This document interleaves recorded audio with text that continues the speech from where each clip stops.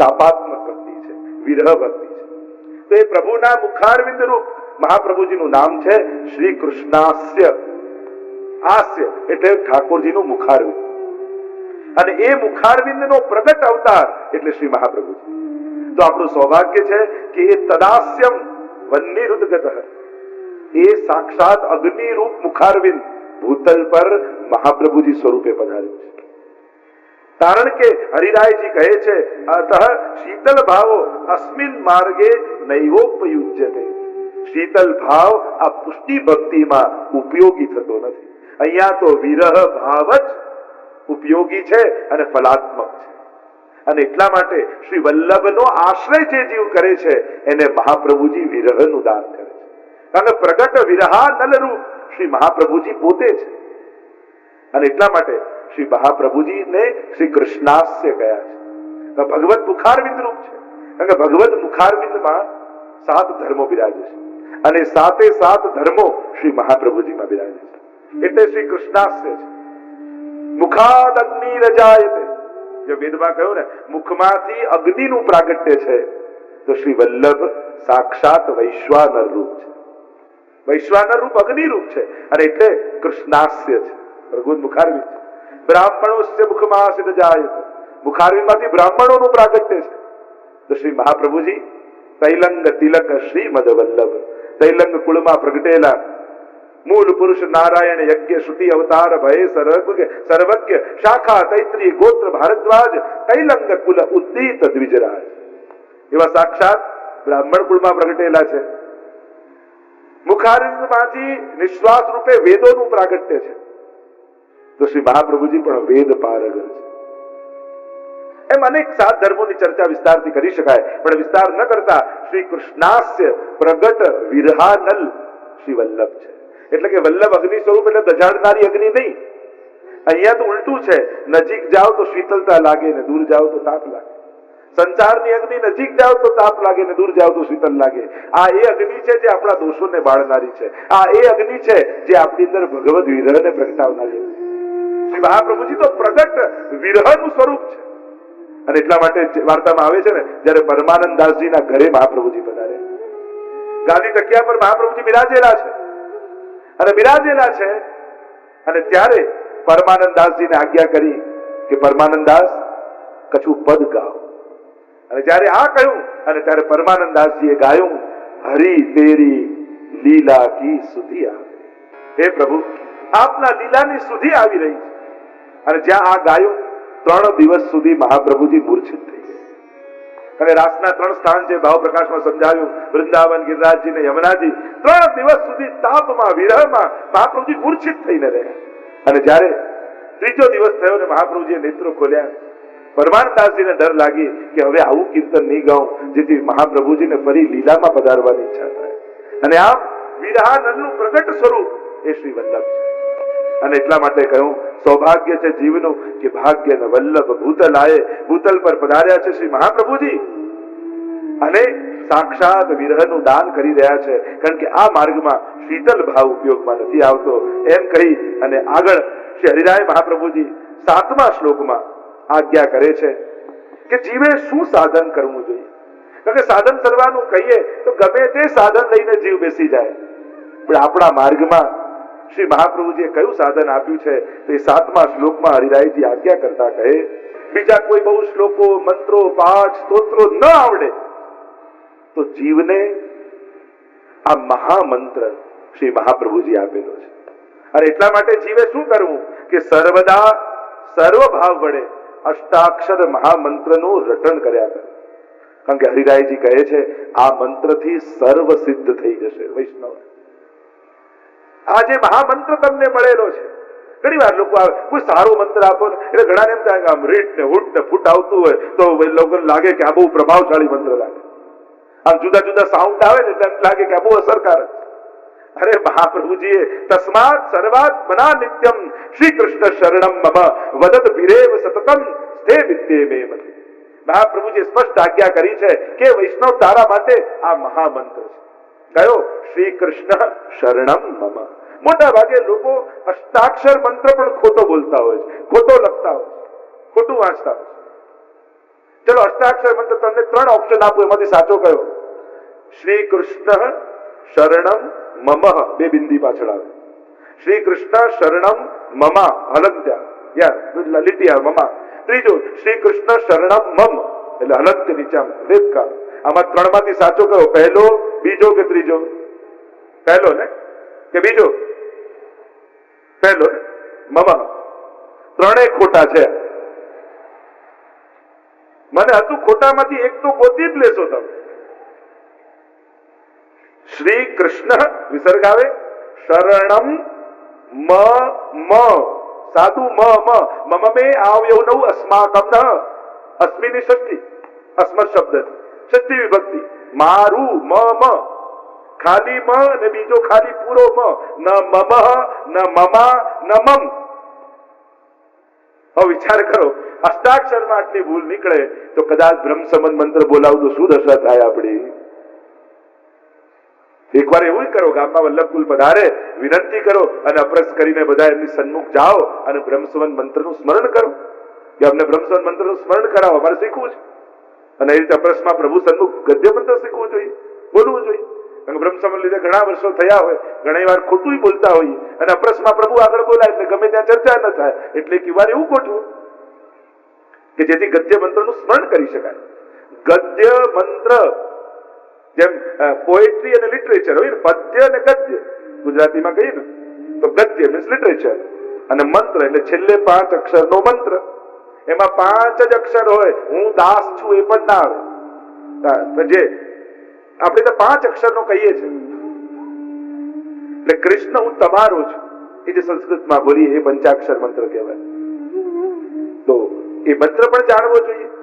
અને શ્રી ગુસાઈજી પ્રભુ ચરણે તો અષ્ટાક્ષર મંત્ર નિરૂપણ નામનો આખો જે ગ્રંથ લખ્યો કે આ અષ્ટાક્ષર એટલે 8 અક્ષરનો મંત્ર એટલે અષ્ટાક્ષર કહેવાય.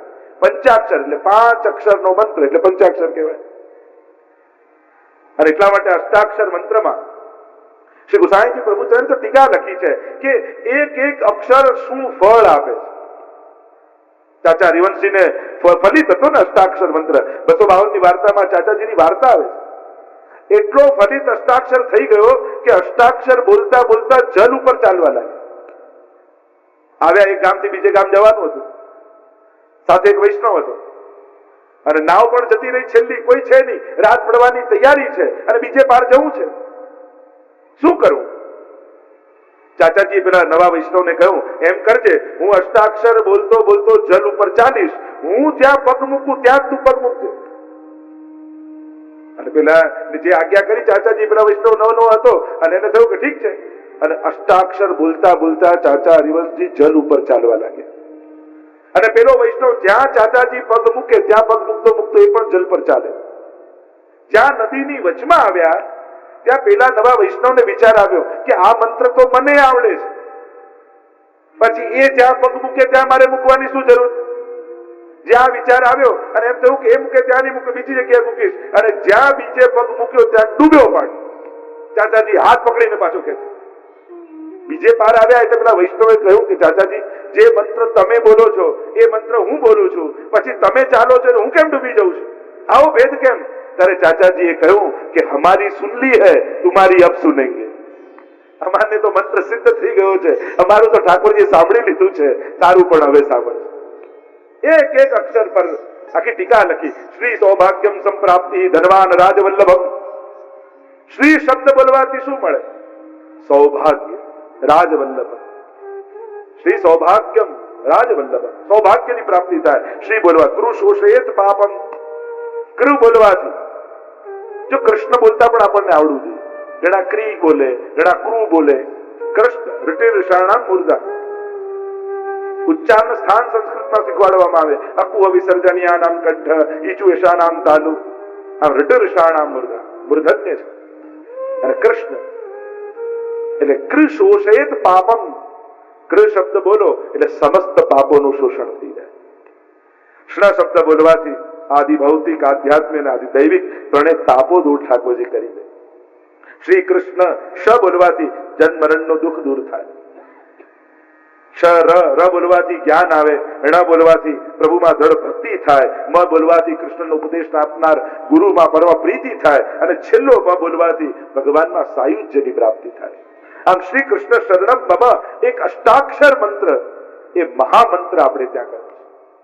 એમ કહેવાય એની આખી આદિદૈવિક ભાવના વિચારી છે કે આ મંત્રનું પ્રાગટ્ય એ અષ્ટાક્ષર કે પંચાક્ષર એ લીલામાં થયું છે. એવો પ્રસંગ આવે છે કે એકવાર સ્વામીજી નિકુંજમાં પધાર્યા, અને નિકુંજની કંદરામાં ઠાકોરજી એ ગહન કંદરામાં શ્રી પ્રભુ રાધા રાધા રાધા રાધા નામનું ઉચ્ચારણ કરી રહ્યા છે. રાધામય થઈ ગયા છે પ્રભુ, રોમ રોમમાં રાધાજીનું પ્રાગટ્ય થઈ ગયું છે, અભેદત્વ અદ્વૈત સિદ્ધ થઈ ગયું છે. અને સ્વામીજી પધાર્યા ઠાકોરજીને મળવા માટે, અને જ્યાં પધાર્યા અને રોમ રોમમાં રાધા વ્યાપેલા હતા, તો સ્વામીજીને દૂરથી એમ થયું કે ઠાકોરજીની ગોદમાં કોઈ સખી બિરાજી નથી. અને સ્વામીજીને આવ્યો ક્રોધ. સ્વામીજીએ કહ્યું કે હું આપને મળવા આવીને આપના નિકટ તો કોઈ ઓર છે, જાઓ આપની સાથે વાત નહીં કરું. અને પીઠ દઈને માન ધરીને સ્વામીજી બિરાજી ગયા. અરે ઠાકોરજીને થયું, અરે હું તો રાધામય થયેલો, છતાં સ્વામીજી મારી સાથે માન ધરે છે, તો જાઓ રાધાજુ, હું પણ આપની સાથે વાત નહીં કરું. બંને એકબીજાને પીઠ દઈને બિરાજી ગયા. પણ તકલીફ એ છે કે બંને એકબીજાને જોયા વગર ક્ષણવાર પણ રહી શકતા નથી. બંનેને પ્રબળ વિરહ જાગ્યો છે, કારણ કે એક ક્ષણ પણ પ્રભુને સ્વામીજી ન જુએ, કે સ્વામીજીને પ્રભુ ન જુએ, એ રહી ન શકે. એવો તાપ એવો તાપ એવો તાપ થયો કે એ સમયે સ્વામીજીના હૃદયમાં રહેલો પુંભાવ રૂપ કૃષ્ણ અને ઠાકોરજીના હૃદયમાં રહેલા સ્ત્રી ભાવ રૂપ સ્વામીજી બંને પ્રગટ થયા. અને ત્રીજા આ બંનેની લીલાનું દર્શન કરનારા એવું સાક્ષી સ્વરૂપ પ્રગટ થયું. અને આ ત્રણેય સ્વરૂપ ભેગું થયું. રૂપમ તત્ત્રિતયાત્મકમ પરમભીધેયમ સદા વલ્લભમ. અને એ છે લીલામાં શ્રી વલ્લભનું સ્વરૂપ. સૌંદર્યમ નિજરુદગતમ પ્રકટિતમ સ્ત્રીગૂઢ ભાવાત્મકમ પૂરૂપંચ પુનસ્તદંતર્ગતમ પ્રાવી વિશદ સ્વપ્રિયે સંશ્લિષ્ટા ઉભયોર્બભૌ રસમય કૃષ્ણો હિ યત સાક્ષિકમ રૂપમ તત્ત્રિતયાત્મકમ પરમભીધેયમ સદા વલ્લભમ. આજે કદાચ થોડી બધી અઘરી થોડી ચર્ચા ચાલી, તો હું તો કોશિશ કરું છું જેટલું સરળ બનાવીને કહી શકું, પણ અમુક સ્તરની વાત તો આપણે સમજવી રહી. તો આ પુંભાવ એટલે આનંદ લેવાનો ભાવ, સ્ત્રી ભાવ એટલે આનંદ આપવાનો ભાવ, અને ત્રીજો ભાવ એ સાક્ષી ભાવ, એટલે કે સાક્ષી બનીને આનંદની સર્વોચ્ચ અવસ્થાનો અનુભવ કરવો. આ બહુ સહેલી ભાષામાં અઘરી વાતને મેં સમજાવવાની કોશિશ કરી.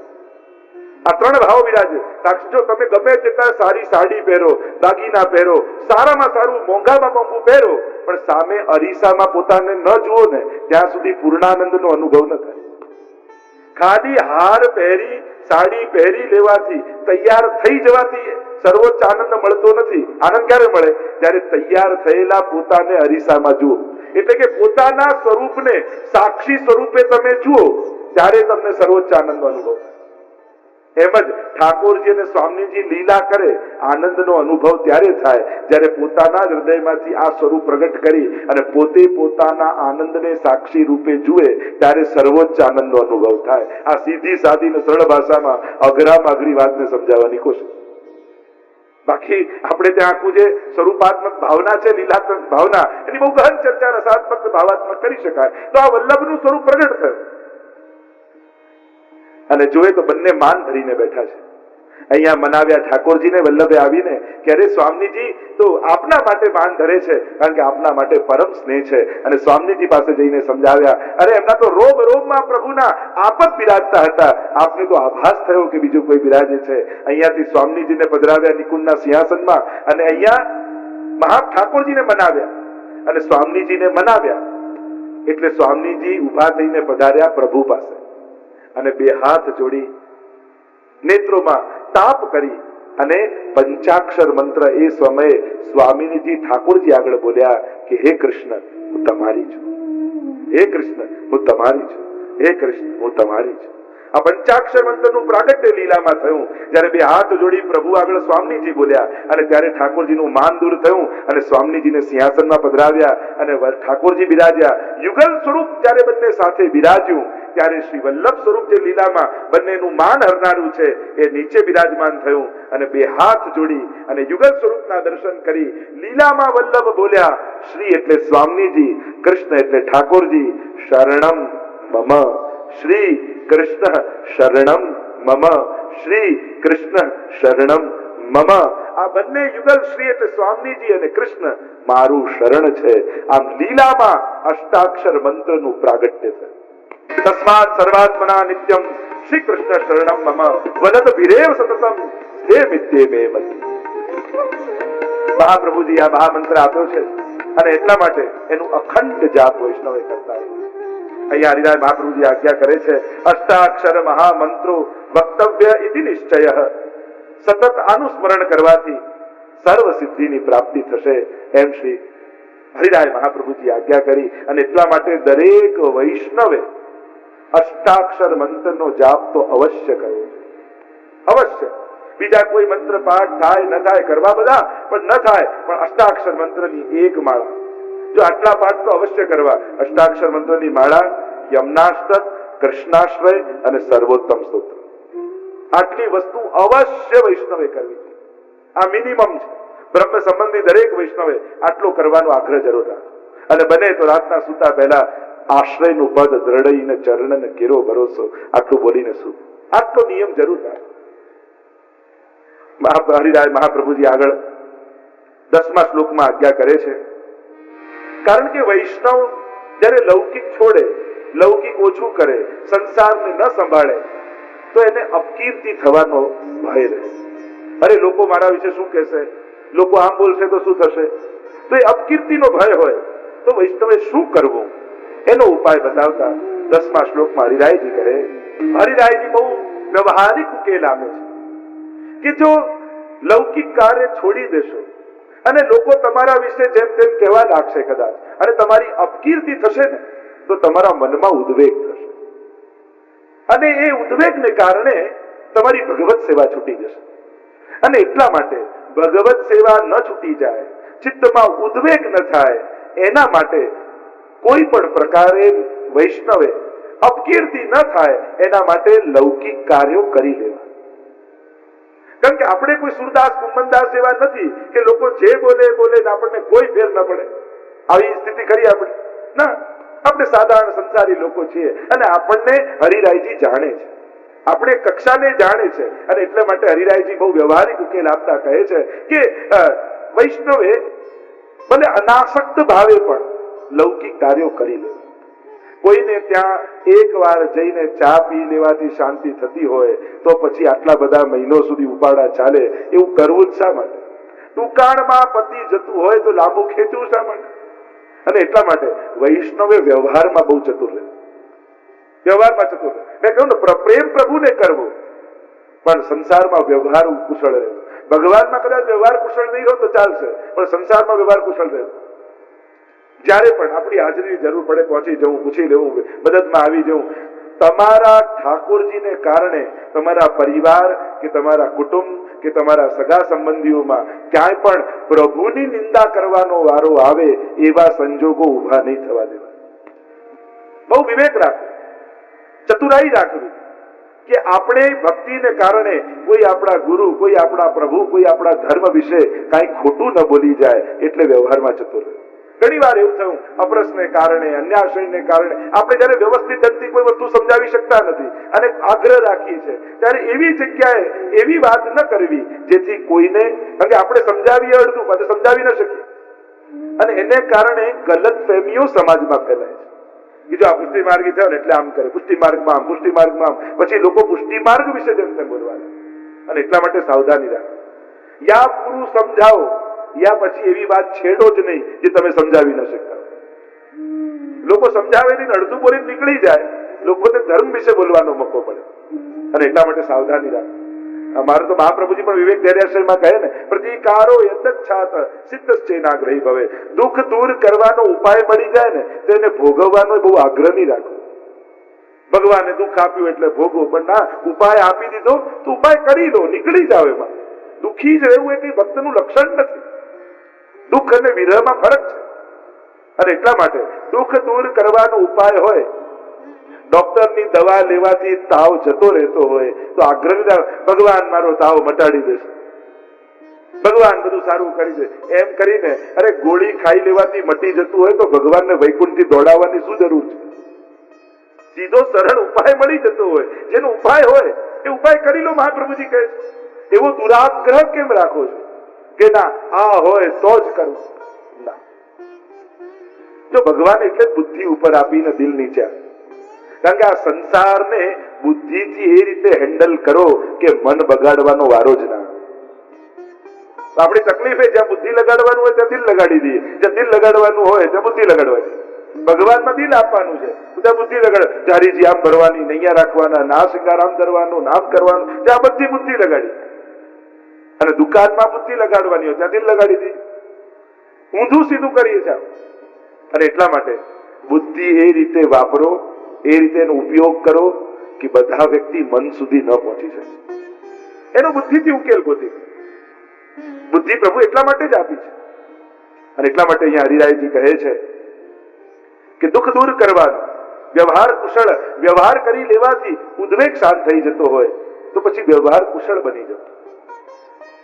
ઘણી વાર આપણે વ્યવહાર કુશળ નથી બનતા એટલે એક દિવસ એવો આવે છે કે ઘરમાંથી સેવા છોડવાનો વારો આવે છે. અમે તો ઘણી જગ્યાએ એવો દુરાગ્રહ અઢાગ્રહ કરી દે. જ્યારે પરિવારને તમારી જરૂર છે એ સમયે તમે બધું છોડીને સેવામાં જતા રહો છો. અને જો પરિવારમાં બધાને ભાવ ન હોય તો ઘણી વાર એવું થઈ જાય કે તમારા ઠાકોરજી બધાને ખટકવા લાગે કે આ ઠાકોરજીની સેવા કરે છે ને એટલે અમારું ધ્યાન નથી રાખતા, એટલે આમ કરતા નથી, એટલે આમ કર, એટલે સંસારને તમારા અને ઠાકોરજી પ્રત્યે દુર્ભાવ આવવા લાગે. એના કરતા એવું કરો કે ચલો બધા ઓફિસે જાય પછી ઠાકોરજી જગાડીને સેવા કરીશું. કારણ કે સંસાર છોડી શકવાના નથી અને સંસારના લોકો સમજતા નથી. ઉત્તમ પક્ષ તો એ છે કે કોઈની ચિંતા કર્યા વગર ભગવાનને ભજો, પણ આપણે એવી ઉત્તમ અવસ્થામાં નથી કે લોકો જેમ તેમ બોલે તો આપણને ઉદ્વેગ ન થાય. આપણને તો એક એક શબ્દ અડી જાય છે, એક એક અક્ષર અડી જાય છે. અપમાન જરાય સહન થતું નથી. ઉલટાનું પ્રશંસા કરનારાઓને ભૂલી જઈએ, પણ જેને આપણું અપમાન કર્યું હોય ને તો જિંદગીભર ના ભૂલીએ. એવું થાય, જેને અપમાન કર્યું એને જિંદગીભર ભૂલીએ નહીં. તો માણસની તકલીફ જ આ છે. અને એટલા માટે હરિરાયજી કહે કે તમે આ રીતે કરો. આમ કરીને 5મા શિક્ષાપત્રને વિરામ આપીએ, પ્રવેશ કરી 6ઠ્ઠા શિક્ષાપત્રમાં. અને એનું વિષય છે ધૈર્યનું રક્ષણ અને જીવોના ભેદ. આ પ્રધાન વિષય 15 શ્લોકમાં 6ઠ્ઠા શિક્ષાપત્ર લખ્યો છે હરિરાય મહાપ્રભુજીએ. અને એનું વર્ણન કરતા હવે હરિરાયજી, કારણ કે હવે ગોપેશ્વરજીના વહુજી લીલા કરી ગયા અને આ સમાચાર હવે હરિરાયજીને મળ્યા. 5 પત્રો લખી દીધા, 6ઠ્ઠો પત્ર સમાચાર મળ્યા પછીનો છે. અને એટલા માટે હવે હરિરાયજી લખે છે કે ગોપેશ્વરજી આપના વહુજી લીધા કરી ગયા, આપનું ગ્રહભંગ થયું છે, એના સમાચાર મને મળ્યા. અને સમાચાર સાંભળતાની સાથે હૃદયમાં બહુ શોક થયો છે. એ વાત લખતા પહેલું શ્લોક હરિરાયજી લખતા કહે, ગ્રહભંગ સમાચારાહ શ્રુતાહ શ્રુતિ વિષાયિતા. કાનને વિષરૂપ લાગે એવા આપના ગ્રહભંગના સમાચાર મેં સાંભળ્યા. કોઈ સંસારમાંથી એક વ્યક્તિ ઓછો થયો એનું દુઃખ નથી, પણ ભગવત સેવામાંથી એક વૈષ્ણવ ગયો એનો ખેદ છે. આપણે ત્યાં તો કોઈ લગ્ન કરીને બી આવે ને અને એમ કહીએ તો એમ કે ચલો ઘરમાં એક વૈષ્ણવ વધે, આવો ભાવ આપણે રાખીએ. આપણે ત્યાં તો વૈષ્ણવતાનો, સગાઓમાં પણ વૈષ્ણવતાનો. એટલે આપણે ત્યાં પવિત્ર એકાદશી આદિ આવે ને ત્યારે એવો નિયમ છે કે આપણે ત્યાં પ્રભુને પવિત્ર ધરાવીએ, ગુરુને ધરાવીએ, પણ વૈષ્ણવ પણ એકબીજાને પવિત્ર ધરાવે. એ દિવસે ભલે નજીકના સગા હોય, ભલે મોટી ઉંમરના દાદા હોય ને પૌત્રો 5 વર્ષનો હોય તો દાદાએ પણ વૈષ્ણવ જાણી એને પવિત્ર ધરાવે. અમારા વલ્લભપુરમાં એવું પવિત્ર બારસ આવે ત્યારે 5 વર્ષનો પૌત્ર હોય ને અમારા વડીલ આચાર્યો દાદા 80 વર્ષના હોય તો એ વલ્લભ કુલ છે, એની અંદર વલ્લભ બિરાજેલા છે એવો ભાવ રાખીને 80 વર્ષના આચાર્ય એ 5 વર્ષના વલ્લભ કુલના બાળકને પવિત્ર ધરાવી એને દંડવત કરે અને મિશ્રી આરોગ્ય. આવી પરંપરા આપણા વલ્લભ કુલમાં છે. અને જેમ અમે વલ્લભ કુલનું ગૌરવ લઈએ છે એમ તમારે પણ ગૌરવ રાખવું જોઈએ. અમે વૈષ્ણવ કુળના છીએ. તમારું વૈષ્ણવ કુળ કઈ નાનું છે, તમે વૈષ્ણવ કુળના સંતાન છે. એ વાતનું ગૌરવ તમારે પણ રાખવું જોઈએ. અમે વૈષ્ણવના સંતાન છે અને આપણે ત્યાં આ વિવેક જ્યારે પણ સત્સંગ ઘરે હોય, હવેલીમાં ગયા હોઈએ, એવા અલૌકિક સ્થાને જઈએ ત્યારે ઘરના સ્વજનોમાં પણ વૈષ્ણવતાનો ભાવ રાખો. ત્યારે પછી સંબંધી લૌકિક સંબંધી નહીં જાણવા, પછી કંઠીના સંબંધી જાણવા. કહ્યું એ શોકને દૂર કરવા માટે હવે હું પત્ર લખી રહ્યો છું. મેં પણ સમાચાર સાંભળ્યા અને આપણે ત્યાં તો એટલે જ મહાપ્રભુજી પધાર્યા સ્વધામ, એને કહેવાય આસુર વ્યામોહ લીલા. આપણે ત્યાં પુષ્ટિ માર્ગીય શબ્દ છે. આપણે ત્યાં નથી કહેતા ધામમાં ગયા કે દેહ છોડ્યો, કે આપણે ત્યાં વલ્લભકુલ માટે કહીએ આ દિવસે આસુર વ્યામોહ લીલા કરી. આસુર વ્યામોહ લીલા એટલે આસુરી જીવોને મોહ પમાડે એવી લીલા, એને આસુર વ્યામોહ લીલા. કારણ કે પુષ્ટિ જીવો માટે મહાપ્રભુજી ક્યાંય નથી ગયા, આજે પણ ભૂતલ પર જ બિરાજે છે. આવો ભાવ આપણે. જ્યારે મહાપ્રભુજી લીલામાં પધારી રહ્યા હતા ત્યારે વૈષ્ણવે પ્રશ્ન કર્યો કે જયરાજ, આપ પ્રગટ રૂપે ભૂતલ પર ન બિરાજતા હો તો અમને આપનો પ્રગટ અનુભવ ક્યાં થાય, કઈ રીતે થાય? ત્યારે મહાપ્રભુજી આજ્ઞા કરી કે હું ભૂતલ ત્યાગ કરીને પણ આ 5 સ્વરૂપે સદાય પ્રગટ સ્વરૂપે ભૂતલ પર બિરાજીશ, અને આમાંથી કોઈ એકનો પણ જીવ આશ્રય કરશે તો એને પ્રગટ મારો અનુભવ થશે. અને આ 5 સ્થાનો બતાવતા મહાપ્રભુજીએ કહ્યું કે હું મારા ગ્રંથોમાં બિરાજું છું, મારી પાદુકાજીમાં બિરાજું છું, જપની માલાજીમાં બિરાજું છું, મારા બેઠકજીમાં હું બિરાજું છું. અને એમ ગણાવતા મહાપ્રભુજી કહ્યું મારા વંશમાં પણ હું બિરાજું છું. આ 5 સ્થાનો મહાપ્રભુજી બતાવ્યા કે ત્યાં પ્રગટ સ્વરૂપે આજે પણ મારો અનુભવ તમને થશે. અને એટલા માટે આપણે ત્યાં ભગવાનદાસ આદિની વાર્તા આવે છે કે જ્યારે પ્રભુ આસુર વ્યામોહ લીલા કરીને પધાર્યા અને જ્યારે એક વૈષ્ણવ એમને મળવા આવ્યા, કહ્યું ભગવાનદાસ તમને તો વલ્લભમાં આટલી અનન્ય આસક્તિ છે અને મહાપ્રભુજી જ્યારે લીલામાં પધારી રહ્યા હતા ત્યારે તમે દર્શન કરવા ના આવ્યા, તમે તો કાશીમાં જ રહો છો. ત્યારે હસવા લાગ્યા, અરે મહાપ્રભુજી ક્યાં પધાર્યા છે? અરે હું જોઈને આવ્યો છું, ભૂતલનો ત્યાગ કરીને મહાપ્રભુજી સ્વધામ પધારી ગયા. ત્યારે વૈષ્ણવ હસવા લાગ્યા, આવો મારી સાથે. પોતાની ઘરની અંદર લઈ ગયા. સોયવાનો ઓરડો હતો. કહ્યું કે દરવાજો ખોલો, અને જ્યાં વૈષ્ણવે દ્વાર ખોલ્યું જુએ તો મહાપ્રભુજી ત્યાં પ્રગટ સ્વરૂપે સંધ્યા વંદન કરી રહ્યા અને અનુભવ કરાવ્યો કે